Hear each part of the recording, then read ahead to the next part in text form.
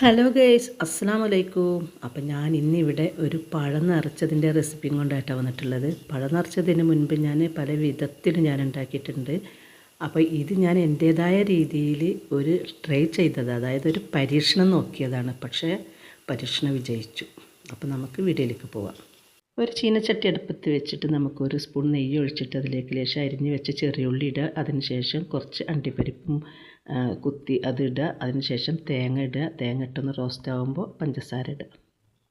ഇനി നമുക്ക് നേന്ത്രപ്പഴം അതിൻ്റെ തൊലിയൊക്കെ കളഞ്ഞതിന് ശേഷം നടുകിലൊരു വര വരയ്ക്കുക, നടുകിൽ മാത്രം. എന്നിട്ട് ഒരു സ്പൂൺ നെയ്യ് ഒഴിച്ചിട്ട് ചട്ടിയിലിട്ടിട്ട് നന്നായിട്ടൊന്ന് റോസ്റ്റ് ചെയ്തെടുക്കുക. ചെറിയ തീയിൽ ഇങ്ങനെ ഒരു ബ്രൗൺ കളറാവുന്നത് വരെ ഇങ്ങനെ ഒന്ന് റോസ്റ്റ് ചെയ്തെടുത്തതിന് ശേഷം വേണം നമ്മുടെ തേങ്ങയുടെ കൂട്ടത്തിലേക്ക് നിറയ്ക്കാൻ. അപ്പോൾ നമ്മുടെ പഴം ഒരു ഗോൾഡൻ കളറൊക്കെ ആയിട്ട് വന്നിട്ടുണ്ട്. അപ്പോൾ ഇത്രയും മതി. എന്നിട്ട് ഇനി ചൂടാറിയതിന് ശേഷം വേണം നമുക്ക് ആ തേങ്ങൻ്റെ കൂട്ട് അതിലേക്ക് നിറക്കാൻ. അപ്പോൾ ഇത് ഇങ്ങനെ കഴിക്കാനാണ് നല്ലത്, പക്ഷേ ഇങ്ങനെയും കഴിക്കാൻ, ഞാൻ ഇങ്ങനെയാണ് സാധാരണ കഴിക്കാറ്. അപ്പോൾ ഞാനത് എയർ ഫ്രയറിൽ വെച്ചിട്ട് ഞാനത് ഒന്നും കൂടി ഒന്ന് ഫ്രൈ ചെയ്തെടുക്കാമെന്ന് വിചാരിച്ചിട്ടുണ്ട്. ഒന്നൊരു പരീക്ഷണമാണ്, നോക്കട്ടെ, നന്നാവുമെന്നാണ് എൻ്റെ വിശ്വാസം. അപ്പോൾ അതിന് വേണ്ടിയിട്ട് ഞാൻ അതിലൊരു 10 മിനിറ്റ് ഫ്രൈ ചെയ്തെടുക്കുകയാണ്. അപ്പോൾ നമുക്ക് നോക്കാം.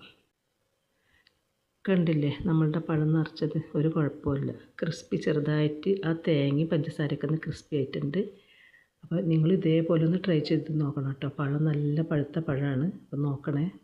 എൻ്റെ വീഡിയോ ഇത്രയേ ഉള്ളൂ. നിങ്ങൾക്ക് എല്ലാവർക്കും എൻ്റെ വീഡിയോ ഇഷ്ടപ്പെട്ടിട്ടുണ്ടെങ്കിൽ സപ്പോർട്ട് ചെയ്യണം, കമൻറ്റ് ചെയ്യണം, ലൈക്ക് ചെയ്യണം. നിങ്ങളെല്ലാവരും ഉണ്ടാക്കി നോക്കണം കേട്ടോ. ഓക്കെ.